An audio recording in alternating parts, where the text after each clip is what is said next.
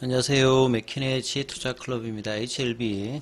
에즈모에서 이제 리보세린과 캄넬리주마베 이제 간암 신약 관련해서 FDA 허가 기대감이 지금 높아지고 있는 가운데 하이지표 경쟁력 관련되는 기사가 계속 나오고 있죠. 자, 오늘 주가는 좀 5만원대가 이제 안착은 되지 않았습니다만 49,000원으로 2% 상승하면서 정규장에서 마감했는데요. 내용 한번 살펴보도록 하겠습니다.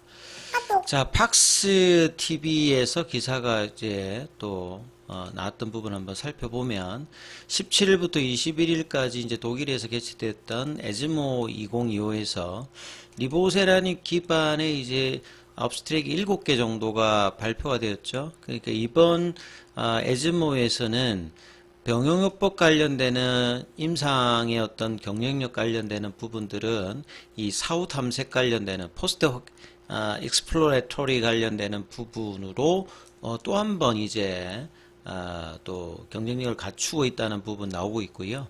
그 다음에 저응증은 이제 간암 외에 그 흉선암 관련되는 고형암 확장 가능성이 이제 부각되면서 그리고 다가오는 리서브미션이 12월이나 1월 정도로 지금 항소제약 중심으로 이야기가 나온다라고 하면 다시 한번 FDA 허가 관련되는 기대감이 높아지고 있기 때문에 주가도 3만원대 중반에서 5만원 부근까지 흐름들이 상승세 흐름으로 바닥 탈출 이후의 흐름들이 계속 이어지고 있는 상황이죠. 그래서 내용들을 조금 더 살펴보면 사후 탐색이라고 하는 부분들을 보통 우리가 임상을 할 때는 임상 디자인을 정하죠. 그래서 근데 끝나고 난 다음에 임상이 끝나고 난 다음에 칼에서 310 끝난 상황인데 끝난 상황에서 그 미리 계획되지 않았습니다만 그 결과를 보고 새로운 어떤 이제 형태를 분석하는 거거든요. 그러면 다음에 임상에 준거가 될 수 있고 임상적 근거가 조금 이제 떨어질 수 있죠. 왜냐하면 이제 처음부터 그러한 것을 고려해서 임상을 한 게 아니기 때문에 이 말은 뭐냐면 결국 살펴보니까 간해전이라든지 그 대혈관 침범 관련되는 고위험군 환자가 이제 카리스 310의 코트군에 들어가 있었다면 이런 환자들만 별도로 이제 데이터를 분석해 봐도 약물의 치료 효과가 나타나는 것을 통해서 고위험군 환자에서도 효과가 있음을 알면 다음에 이제 뭐 임상이라든지 이런 부분에도 영향을 줄 수 있는 그리고 적응증 확장 관련되는 부분의 가능성을 뭐 이야기하기 때문에 의미가 있다 봐야 되겠죠. 그래서 이런 예후가 안 좋은 어떤 환자군에서도 이 OS 값과 PFS 값이 모두 의미 있게 일단 연장이 됐다는 것이 중요합니다. 그래서 우선 어떤 생존 이점, 특히나 이제 간암 관련되는 부분은 생존 기간 연장이 일단 가장 중요하기 때문에 고위험군 환자에서 이런 결과들은 상당히 뭐 전향적인 어떤 부분의 이야기라고 보시면 되겠고요. 그리고 회사 측이 이제 밝힌 간 기능이 저하된 환자, 보통 이제 RB 등급이라고 하는데 알부민과 이제 빌리루빈 관련되는 부분들의 평가 등급을 그레이드 1부터 3까지 주거든요. 이게 숫자가 높아질수록 간 기능이 어떤 상태가 안 좋은 겁니다. 근데 그레이드 2 정도 단계의 대상 이 OS값 비교에서도 그 비교 대상인 로슈의 제품이라든지 아스트라제네카 제품 대비해서 여기는 11.7개월, 16.9개월 대비해서 19.1개월로 좋았다는 부분들도 뭐 이전에도 간 기능이 떨어진 환자에서도 비교 약물 대비해서 우위를 보이는데 이번에 어떤 다양한 어떤 이제 서브타입의 분석을 통해서도 리보세린 캄넬리주마베의 신약 가치가 부각될 수 있는 어떤 부분 그리고 이제 리서브미션 관련되는 기대감이 좀 높아지고 있는 상태죠.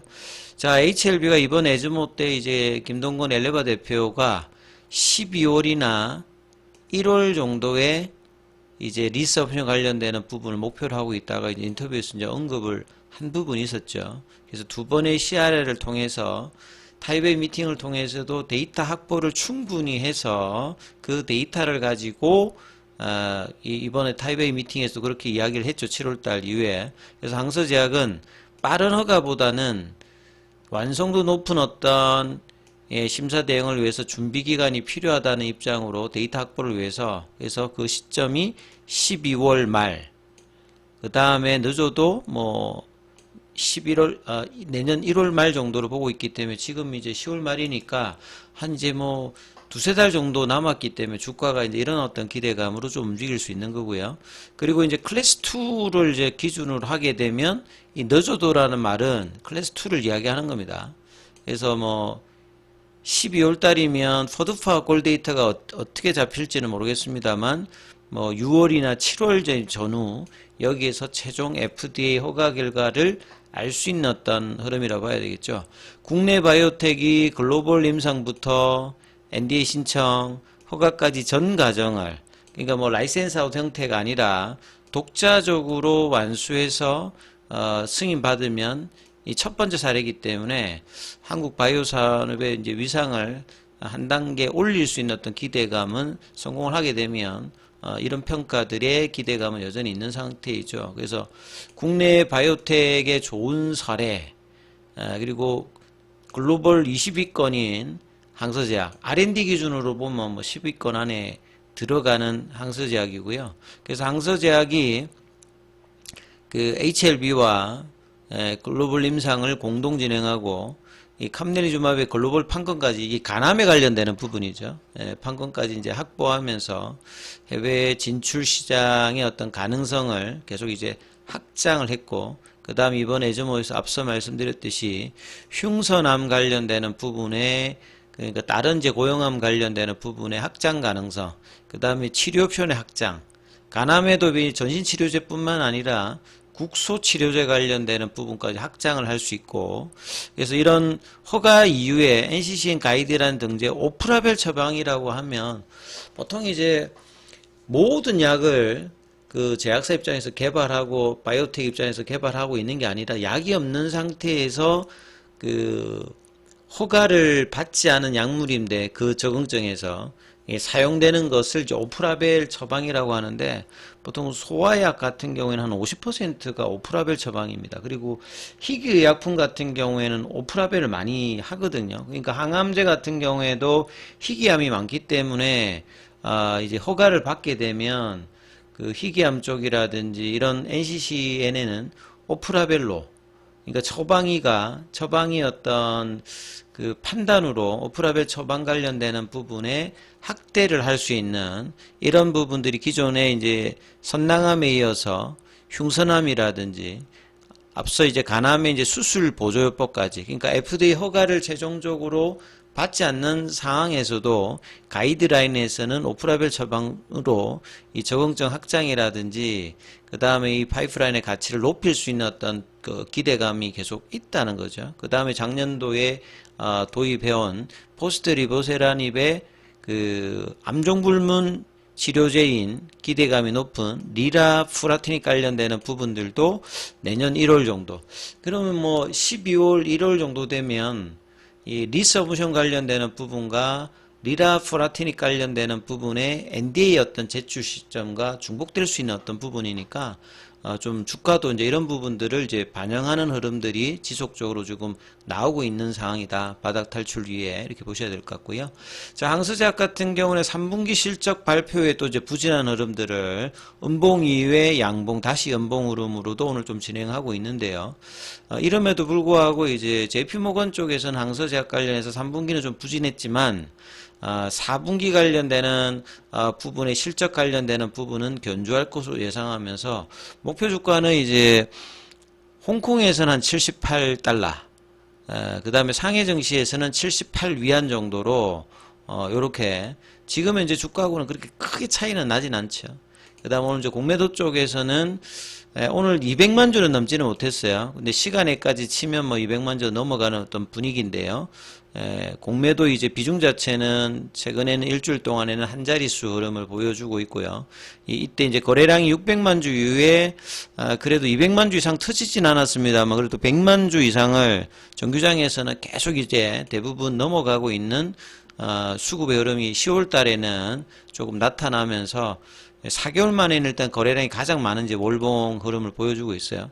그 다음에 공매도 순보유장구 같은 경우는 이번 주 월요일 기준으로 보면 580만 주대. 그러니까 이 공매도 이제 순보유장구가 이제 계속 있기 때문에 사실 이제 거래량이 터지면서 커버링이 나온다라고 하면 좀 더 이제 주가에도 이제 흐름을 줄 수 있는 부분입니다. 그래서 주가 차트 흐름을 보신다라고 하면 아침에 이제 51,400원. 이후에는 이제 거래량을 대부분 좀 줄이면서 이 5만원대 라운드 피겨 가격은 회복을 못했습니다만 일단 그래도 많이 밀리지 않은 정규장에서는 49,000원, 그 다음에 애프터마켓에서는 좀 더 올라서 49,200원대 흐름들을 좀 보여주고 있는 상황이고요. 그 다음에 창구 쪽 흐름을 살펴보게 되면 전체적으로 보시게 되면 이제 삼성이 일단 아침에는 뭐 수천 주 정도, 2,000주 정도 매수였다가 순 매수량이 한 2만 주로 가장 많이 올라왔고요. 그 다음에 신한 같은 경우에는 아침에 이제 커버링 매수를 하다가 결국 이제 여기가 조금 아침 이후에는 바뀌었다는 것을 좀 보여줄 수 있죠. 그 다음에 한국투자 요쪽 이제 국내 쪽의 공매도 쪽에서는 매도고 해외 쪽 관련되는 부분들은 대부분 좀 매수를 하는, 신규 매수가 좀 아직은 등장을 본격적으로 하고 있지 않는 가운데 거래량이 터지면서 수급의 어떤 구조가 선순환되는 어떤 기대감을 여전히 가지고 있고요. 그래서 내일 10월의 마지막 거래에서 5만을 넘는다면 주봉도 지금 턴을 했기 때문에 월간 기준으로도 이제 6만 원대를 향한 흐름들을 할 수 있는 흐름을 11월 달 이후에 또 이제 기대할 수 있는 부분들이니까 이 부분을 좀 참조하시면서 흐름을 보셔야 되고요. 자, 장중에는 무료 텔레그램 방이 운영되고 있습니다. 링크되어 있는 부분 참조해 주시고 입장 문의는 문자 남겨주시면 안내해 드리고 있습니다. 계열 종목에 관련되는 부분은 이어지는 영상에서 살펴보겠습니다.